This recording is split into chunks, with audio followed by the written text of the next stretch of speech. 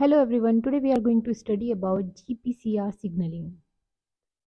Signalling क्या होता है? सिग्नलिंग एक ऐसी प्रोसेस है जिसमें एक सेल दूसरी सेल से कम्युनिकेट करती है। जैसे एग्जांपल, जो पिट्यूटरी ग्लैंड है वो हमारी एड्रिनल ग्लैंड को कैसे कमांड करेगी? हार्मोन प्रोड्यूस करके। तो एक तरह से वो सिग्नल सेंड कर रही है हार्मोन की फॉर्म में, ठीक है।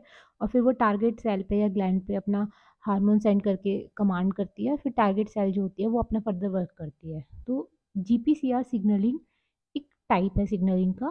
तो यहाँ पे जीपीसीआर की फुल फॉर्म क्या है? G protein coupled reaction. Okay, मतलब ऐसी रिएक्शन जिसमें जी प्रोटीन का इंपॉर्टेंट रोल हो।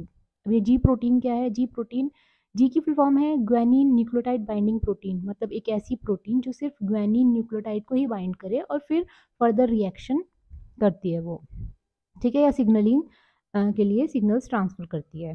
तो ग्वानिन न्यूक्लियोटाइड जो है यहाँ पर वो दो दो हैं, जीटीपी एंड जीडीपी। तो जी प्रोटीन या तो जीटीपी के साथ बाइंड होगी या फिर जीडीपी के साथ बाइंड होगी। अगर जी प्रोटीन जीटीपी को बाइंड करती है तो ये इस तरह से स्ट्रक्चर बनता है, जी प्रोटीन जीटीपी। अगर जी प्रोटीन जीडीपी के साथ बाइंड होती है तो इस तरह से स्ट्रक्चर बनता है, जी प्रोटीन जीडीपी। ओके, अब जी प्रोटीन जो होती है वो टू टाइप की है। फर्स्ट है मोनोमेरिक जी प्रोटीन। जिस मोनोमेरिक मतलब ऐसी जी प्रोटीन जिसमें सिंगल यूनिट हो, मतलब इसकी और कोई यूनिट नहीं होगी, सिंगल ये प्रेजेंट होती है और इसके साथ जीटीपी या जीडीपी बाइंड होता है। ओके, सेकेंड है हेट्रोमेरिक जी प्रोटीन।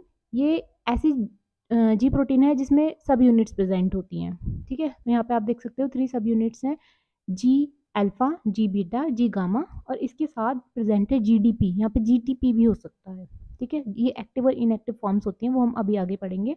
तो हमेशा हेट्रोमेरिक जी प्रोटीन में जो अल्फा वाली यूनिट होती है, अल्फा यूनिट के साथ ही जीडीपी या जीटीपी बाइंड होता है, ठीक है। तो ये है जी प्रोटीन का स्ट्रक्चर जनरली। तो नेक्स्ट टॉपिक है हमारा मोनोमेरिक जी प्रोटीन, ठीक है। मोनोमेरिक जी प्रोटीन मतलब ऐसी जी प्रोटीन जो सिंगल यूनिट में प्रेजेंट है। तो इस टॉपिक में हम लोग देखेंगे कि inactive form of ji protein कैसे एक्टिव फॉर्म में कन्वर्ट होती है, ठीक है। इनएक्टिव फॉर्म कब है? वो जब जी प्रोटीन के साथ जीडीपी प्रेजेंट है या जीडीपी बाइंड है तो वो स्ट्रक्चर इनएक्टिव फॉर्म कहलाता है जी प्रोटीन का, ठीक है।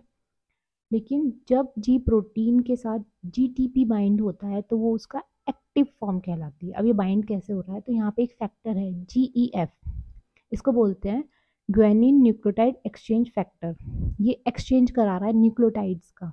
यहाँ पे आप देख सकते हो जी प्रोटीन के साथ जीडीपी बाइंड है, लेकिन इसमें जीटीपी, तो जीडीपी को रिमूव कर दिया इस फैक्टर ने, जीईएफ ने, और जीटीपी को बाइंड कर दिया। जैसे ही जी प्रोटीन के साथ जीटीपी बाइंड हो गया तो वो एक्टिव फॉर्म में आ गया अपना, मतलब जी प्रोटीन अब यहाँ पे एक्टिव फॉर्म में है। किसकी वजह से हुआ? जीईएफ की वजह से, एक्सचेंज फैक्टर की वजह से। लेकिन जब आगे रिएक्शन कंप्लीट करने के बाद जी प्रोटीन वापस से इनएक्टिव फॉर्म में कैसा आता है? तो उसके लिए यहाँ पे प्रोटीन है गैप, ठीक है। इसकी फुल फॉर्म क्या है? जीटीपीएज एक्टिवेटिंग प्रोटीन। मतलब ये एक ऐसी प्रोटीन है जो जीटीपीएज एक्टिविटी को एनहेंस कर देती है, मतलब जीटीपी को रिमूव कर देती है, ठीक है। तो ये प्रोटीन क्या कर रही है? गैप प्रोटीन इस एक्टिव फॉर्म से, जी प्रोटीन की एक्टिव फॉर्म से जीटीपी को इसने रिमूव कर दिया और जीडीपी को इसने ऐड कर दिया। जैसे ही जी प्रोटीन के साथ जीडीपी ऐड हो जाता है तो वो अपना इनएक्टिव फॉर्म में आ जाता है, ठीक है। तो अगर जी प्रोटीन जीडीपी के साथ प्रेजेंट है या बाइंड है तो वो इनएक्टिव फॉर्म में है।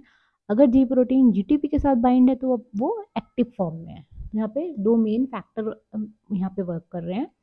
एक्टिवेट करने के लिए जीईएफ है और इनएक्टिवेट करने के लिए या इनएक्टिव फॉर्म में जी प्रोटीन को लाने के लिए जीएपी, गैप प्रोटीन प्रेजेंट है। ओके, तो इसकी फुल फॉर्म देखते हैं गैप की, जीटीपीएज एक्टिवेटिंग प्रोटीन। तो ये क्या करता है? जीटीपीएज एक्टिविटी को एनहेंस कर देता है, मतलब जीटीपी को रिमूव कर देता है, हाइड्रोलाइज कर देता है। GEF guanine nucleotide exchange factor, तो ये क्या करता है? न्यूक्लियोटाइड को एक्सचेंज कराता है, ग्वानिन वाले को सिर्फ, ठीक है। तो इसने एक्सचेंज करा दिया, मतलब जीटीपी को ऐड कर दिया, जीडीपी को रिमूव कर दिया। इसके बाद नेक्स्ट है G protein also has GTPase activity. मतलब जी प्रोटीन के पास खुद भी जीटीपीएस एक्टिविटी होती है, मतलब ये खुद भी जीटीपी को हाइड्रोलाइज कर सकता है। मतलब ये जो फॉर्म है इसमें से ये खुद जीटीपी को रिमूव कर सकता है, ठीक है। इसके बिना भी, गैप के बिना भी, लेकिन ये दोनों मिलकर एक्टिव फॉर्म से इनएक्टिव फॉर्म में कन्वर्ट कर देते हैं जी प्रोटीन को। ठीक है, इसके बाद यहाँ पे लास्ट है GDI। इसकी फुल फॉर्म क्या है? Guanine nucleotide dissociation inhibitor. ठीक है, मतलब ये क्या करता है? एक तरह से इनहिबिटर का काम कर रहा है। क्या कर रहा है कि न्यूक्लियोटाइड को, ग्वेनिन न्यूक्लियोटाइड को डिसोसिएट ही नहीं होने देता। तो यहाँ पे आप देख सकते हो ये ग्वेनिन प्रोटीन GDP के साथ अटैच्ड है, तो ये इसको यहीं पर बाइंड करके रखेगा, मतलब ये यहीं पे इसकी प्रोसेस को रोक देता है, इनएक्टिव फॉर्म में ही रहने देता है ये इसको, GDI। तो जब ये इनएक्टिव फॉर्म में रहेगा तो फर्दर रिएक्शंस नहीं होगी और आगे की जो सिग्नलिंग है वो कंटिन्यू नहीं हो पाएगी। तो ये एक तरह से GDI इनहिबिटर का काम करता है यहाँ पर।